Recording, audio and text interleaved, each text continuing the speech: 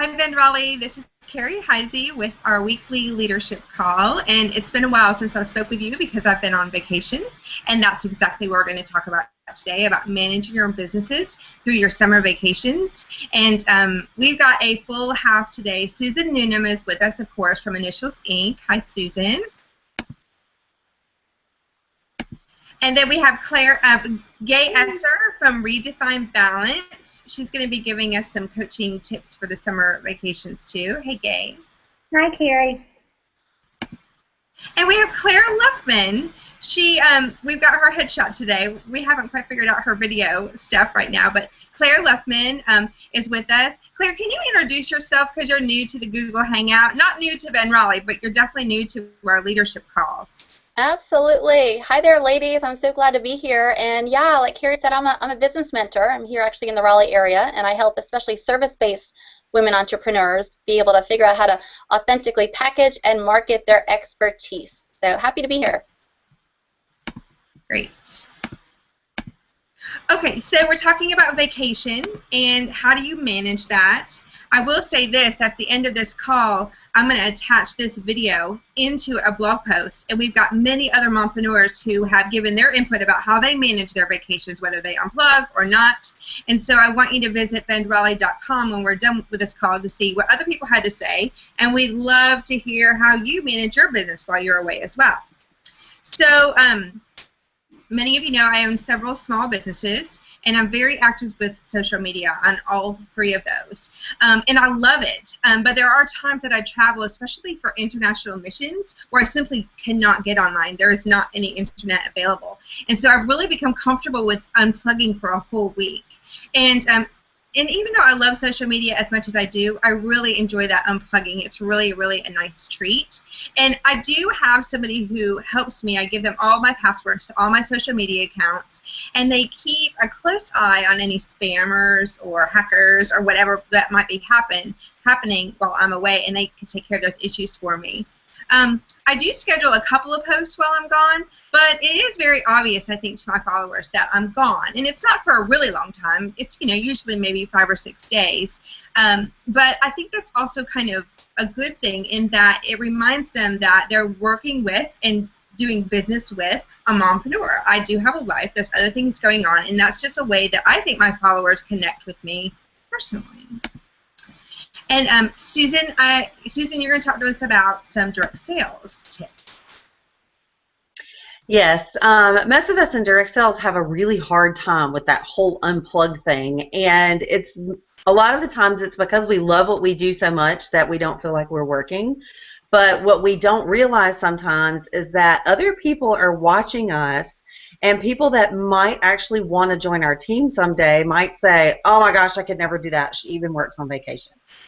Or at the ball field, or she's always on the phone. So whether it's vacation or just plain old family time with your kids and with your family, you have to learn what pocket to put it in. And I'm still learning that. I've been doing this for a long time, but I still really have to discipline myself. I'm a big fan of scheduling posts as much as possible. And you have to realize, I'm in the purse business, and it's a purse, it's not a kidney. You're probably going to be okay for the next couple of days until I can get back and really deal with it. I'm available to my team if necessary, but it has to be a really big emergency. But I just let my customers know that I'm going to be gone. And working through the summer months, you can't take 3 months off in your business as a direct salesperson, or you will never make it through the holidays, because what we do affects us in 3 months, and we definitely have to keep that outlook going. So if you are going to take a 7-day vacation, I highly recommend, if you've got any hostesses that would have needed to have been coached during that week, coach them a few days early. Let them know, I'm going to be out of town next week, so I'm going to go ahead and take care of this call now.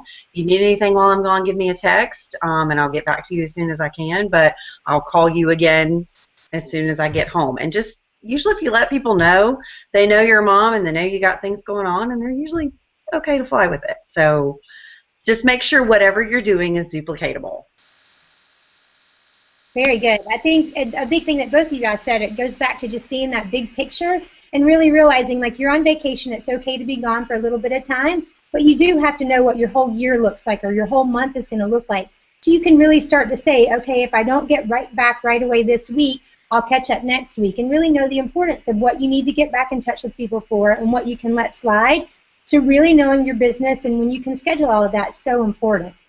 And I think, too, just knowing what is most important for your business is a great way to gauge what you have to get back in touch with people for and what you can push aside a little bit. Like what brings in clients, what generates revenue for your business.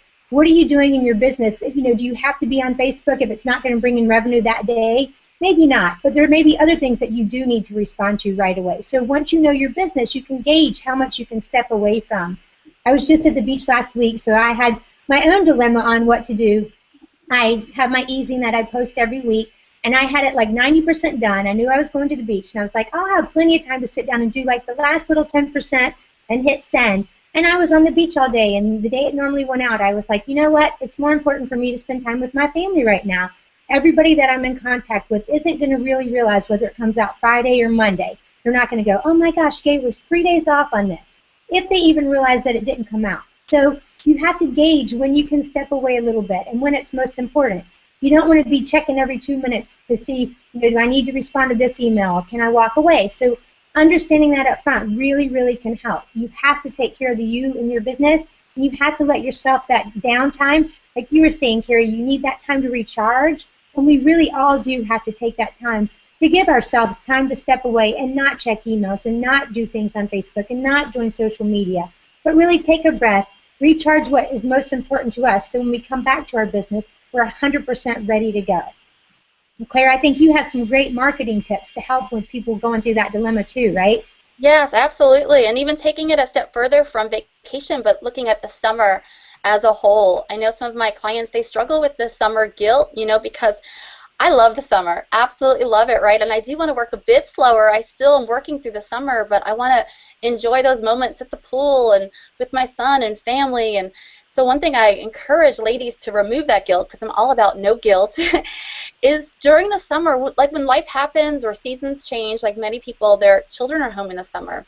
If that's okay, sort of just have that conversation with yourself and reset your own expectations or your schedule. I mean, I'm a big one on schedule. Like I work from 9 to 3:30, Monday through Thursday, Friday's optional, but that's during the regular year. That's not during the summer. So just reset those expectations, whatever those might be, because one of the biggest things I feel when we don't do that, and it's a sort of foggy, there's no clear distinction between when we're working and when we're purely in, wife, mom, summer mode, is that we feel guilty wherever we're at, right? We feel guilty when we're at the pool because we feel like we should be working, or we feel like we're, guilty working because we feel like we should be with the pool. But don't feel guilty. Just create. It might be a very modified schedule during the summer.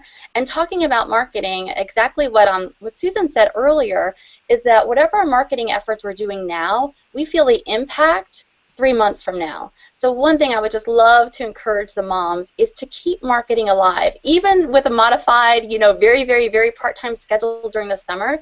Keep it alive, because if we completely go quiet, on social media or sending out our weekly e-zine or whatever our newsletter or keep in touch strategy is, let's say we do that June, July, and August, we're going to feel that impact or the lack of results in September and October and November. And then what happens is we go quiet again during the holidays, right? So gosh, that's like a whole half a year, 6 months. So keep it alive. It might be like the scheduling of the social media posts like I was talking about, or the keep in touch strategies, or maybe you just attend a couple networking events, but just keeping that alive is so, so important. Yeah, good news. Oh, go ahead, Cary. Well, I really liked all of that between you and Claire about what are you doing, and is it most profitable? Is it busy work? Is it really getting the job done while you're not actively working, or is it something that's really going to put money in the bank? Yeah, and it goes back to that, Pareto principle, the 80-20 rule. Think about, like, if you're going to take a little bit of time off, what is that 20% that's going to produce 80% of the results? And if you're going to step back from your business a little bit for the summer or for a week vacation, whatever it is, then think about that 20% of stuff that you can do that's going to make the biggest impact, so you do continue to drive revenue through those slower months and through the season of holidays and things like that. So, spend time doing that effort when you have a little bit less time to do stuff. I like that. So many of us, we own our own businesses because we love our businesses. And some of us don't want to unplug at all, and some of us find it very hard to. I mean, it's like babies for some of us. And then some mompreneurs really just need a permission to unplug. Maybe you just need permission to go enjoy your family for 5 to 7 days. Like Susan said, it's a purse. It's not a kidney, right? It's a T-shirt. It's not brain surgery. Like these are, you know, your profit and your business are important, but really how important are they, and where can you find that really happy balance for you and your family, right?